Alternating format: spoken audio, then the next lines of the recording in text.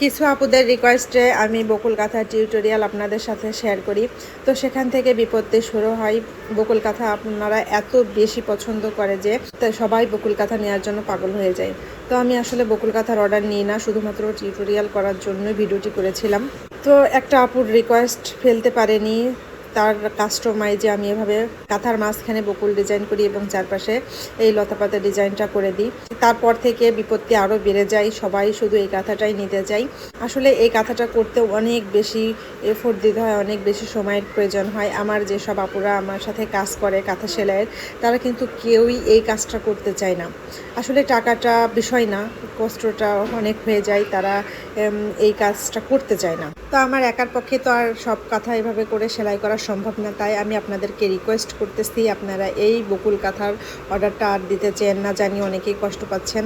আসলে আর একটা কথা, বেবিদের জন্য এই এত কাজের কাঁথা কি জন্য ব্যবহার করবেন আপনারা, আমার মাথায় ঢোকে না। কি দরকার এত কাজের কাঁথা? এটা আসলে বড় কাঁথার ডিজাইন বকুল কাঁথা। তো আপনাদের রিকোয়েস্ট করতেছি, কাঁথার কেউ নিতে চেন না প্লিজ।